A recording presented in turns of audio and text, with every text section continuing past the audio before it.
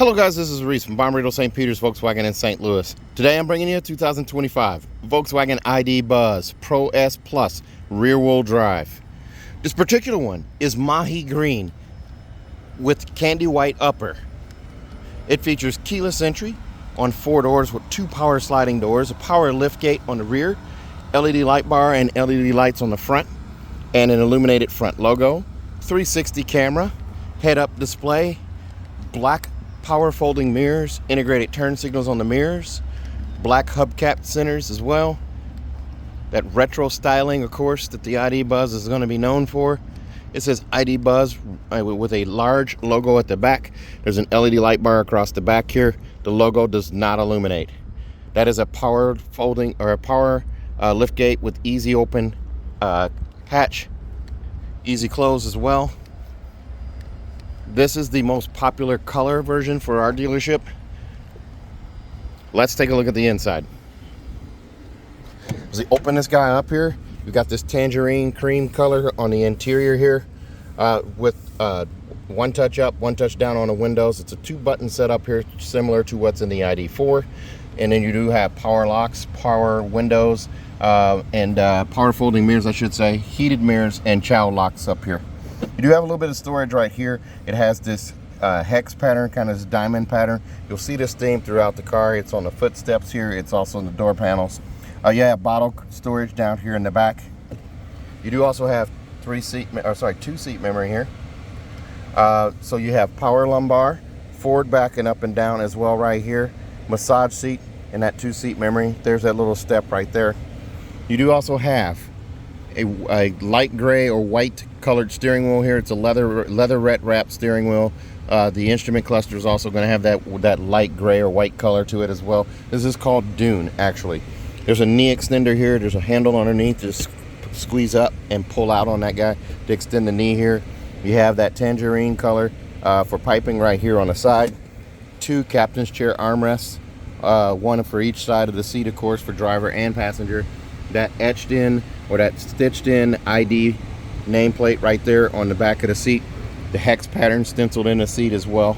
These are heated and ventilated seats. The headrest also has the tangerine piping on it, and then that push button over here to adjust that headrest. The front 2 seats are captain's chair setup, and then the rear seats in this one, or middle seats, are going to be a bench setup. And then in the back there's 2 removable seats in the back as well. Pause and play buttons for the accelerator and the brake. And as we climb up in here, and plop down. All right, so there's a look at that instrument cluster there. I want to actually turn down the fan speed here because it's a little high. So we're going to turn that down, that quick button right there. Trying to turn that down one more. There we go. So when you adjust the steering wheel, you pull out, push in, raise it, lower it, set it where you want. That little instrument cluster stays with it. So you have that set wherever. All right.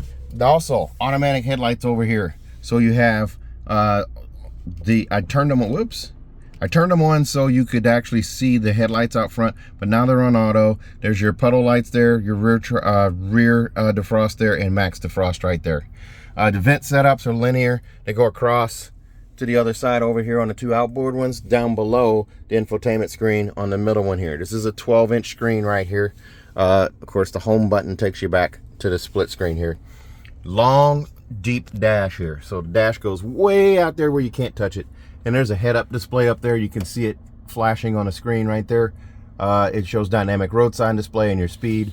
It'll also show your adaptive cruise control and your next turn when using navigation. So nice long windshield there. The A-pillar glass is also big there. You do have vents there, of course, to defrost those, and the front windshield there. Now, over here on this side, you do have rain sensing wipers. One swipe up, and they do the wipers just like that, and then they're set. So you won't need to set those again. For the rear wiper, it's up here on top, and then a wiper wash, you push in on this tip right here to wash the front windshield.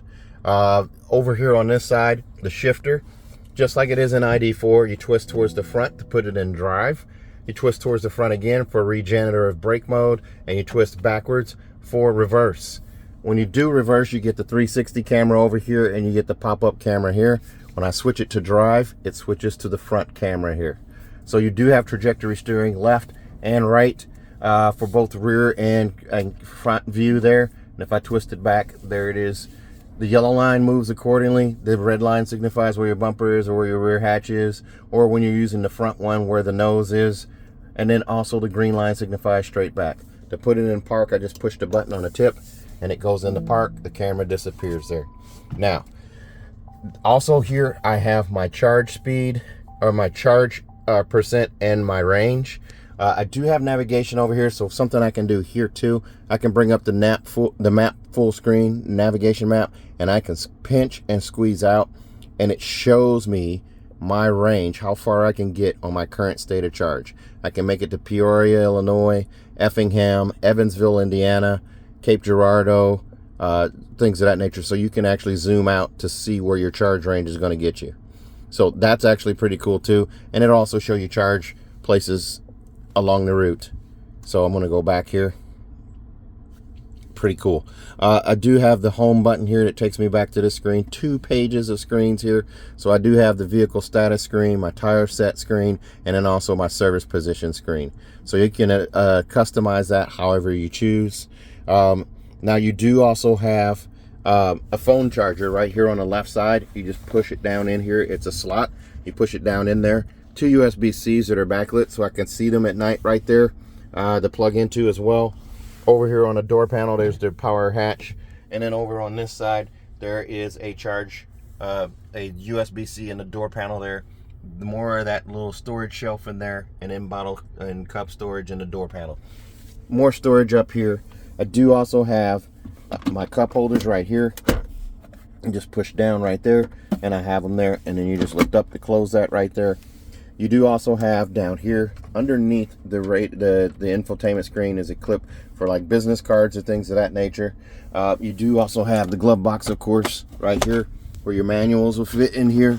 There's not, being it's an EV, there's not a whole lot of manual stuff that goes on in here, but you have that right there. And then you do have a vent up here and also a speaker for up front here. On this screen here, the widgets that you can install on the car, of course, the telephone, you have radio and media. It's going to be FM, satellite, and internet radio for the bands. And then you do also have navigation, of course, the vehicle settings here. If we go to vehicle settings on the interior, there's my head-up display, the cockpit. I can change ID light as well. Exterior lights here. I can also turn on and off the easy open. I can also activate lock when leaving or unlock on approach, and it'll give me warning tones. I can set that up too if it was unable to lock as I walk away. So I can set it to unlock all doors. I can also do single door, or I'll just leave it on all doors, and then easy open, turn on and off, and confirmation tone. So I have all of these different things that I can do there. For the assist systems, it's going to have your usual assist systems. It's going to be your lane assist, speed warning, front assist, which is autonomous emergency braking, travel assist, which is semi-autonomous, and then adaptive cruise control, and then lane assist or side assist, which is your blind spot. You do also get the charging screen here. It shows where we're at here, although I'd recommend doing 80%. When it's a new car, we're going to charge it to 100% just to make sure the customer has that. And then has that full charge. The car does do park assist as well, so it does park assist plus, where it does the accelerator, the brake, and the steering. It does it all for you, so you don't have to mess with that. That's pretty cool. App Connect is going to be wireless Apple CarPlay and Android Auto in the car, and then the wireless charger, I showed you where that was up here.